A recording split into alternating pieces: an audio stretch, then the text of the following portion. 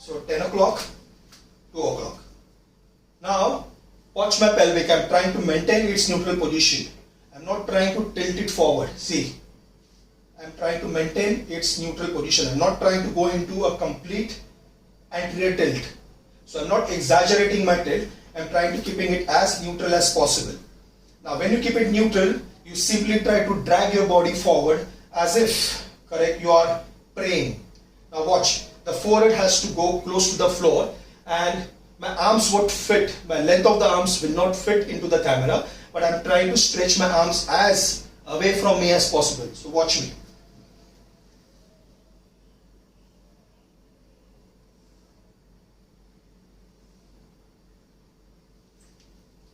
So when my arms are in front, if I see a clock in front of me, my arms, my hands are at 12 o'clock, as if somebody is trying to pull me forward. But as I move forward, I do not raise my butt off. So that will try to stretch and elongate my thoracolumbar fascia. So if I was at 12 o'clock, then I have to release fascia from either side of the spine. So what I do is from 12 o'clock, I go towards 10 o'clock. So 10 o'clock would be towards my left side.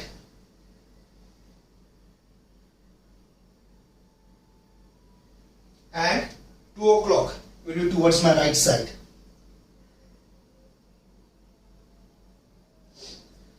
So on either sides, I try to open it up. So that will release my thoracolumbar fascia.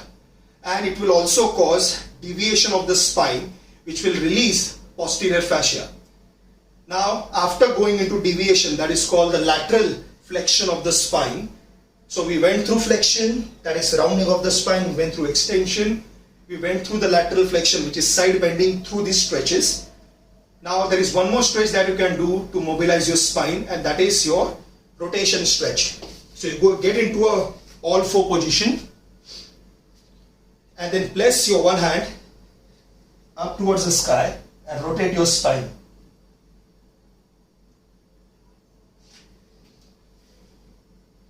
Both the hips, both the shoulders are squared, and then you simply put it down.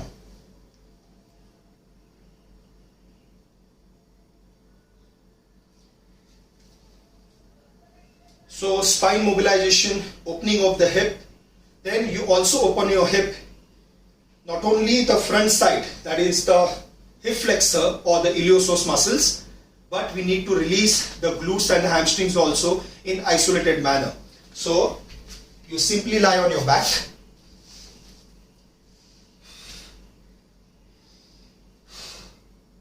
So if I am stretching my right hamstring, my thigh bone, which is femur, is perpendicular to the ground. I get my leg actively up, hold the back of the knee, and then I simply pull it closer, as close as possible, without the leg which is on the ground coming off or flexing at the knee. So what I simply see right now is full extension at the knee, and the hamstrings are fully elongated. After that, I simply get it closer. The thigh connects to my chest. Now you can clearly see that my thigh bone is slightly at an angle. Now why is that? If you recollect, the reason why my thigh is not coming straight and going slightly outward is purely because of the design of the joint. So anatomically, if the hip joint is deeper, the deeper joint will less likely allow the leg bone to come up straight. It will more likely go towards the side. If my hip joint was more like a saucer, allowing greater degree of motion, my leg flawlessly would have come straight up. That is, my thigh bone would have straight away close to my chest. So stretch the other leg also. And while you stretch your hamstrings, make sure that there is no pain around the lower back.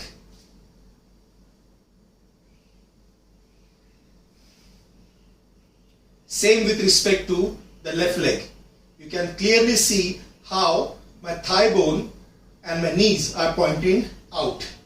The reason they point out, because of the anatomical differences. Deeper socket, the knees will point out. Shallower the socket, the knees will remain closer. That's how the movements are done. Then I need to release the adductors and abductors as well. So first, the thigh bone is relatively, the femur bone is relatively at 45-degree angle. This is how I'm looking like now.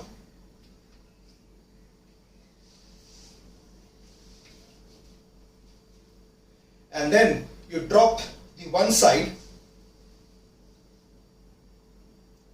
So this will certainly open up the abductors. So abductors are the muscles on the lateral side of the hip. Watch again.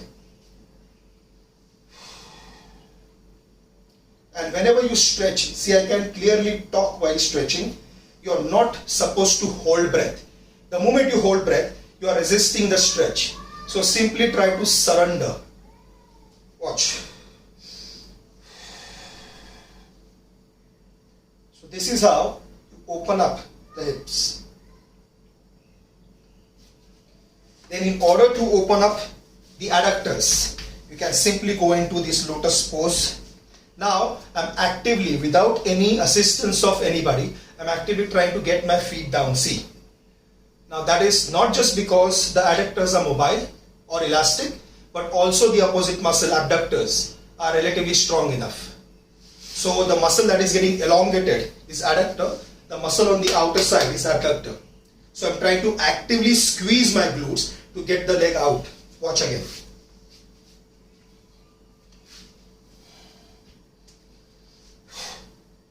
So adductors getting elongated and the gluteus medius is helping me to keep the legs grounded. Now this will allow me, this enough elasticity of the adductor, which allows enough mobility around the hip, that will allow me to track my knees in the direction of toes flawlessly. So this is how you open up your hip, then your spine, then your ankle. Now along with mobility, let's go slightly upwards. Slightly lower. Yes. Along with joint mobility, what we need is stabilization around ankle and hip. Now squat by nature is a bilateral movement. Lateral refers to any side of the body, bi refers to two. So both my sides, both my legs are connected to the ground. So when you sit down and get up, both sides work simultaneously. But since they are interconnected via the floor, they become dependent on each other. Now once two sides become dependent on each other to accomplish a task, stronger side tends to dominate. It's simply like if I'm benching, if I'm chest pressing with a bar. Now bar connects my hands. So although my both hands are working simultaneously, but they are dependent, they are connected.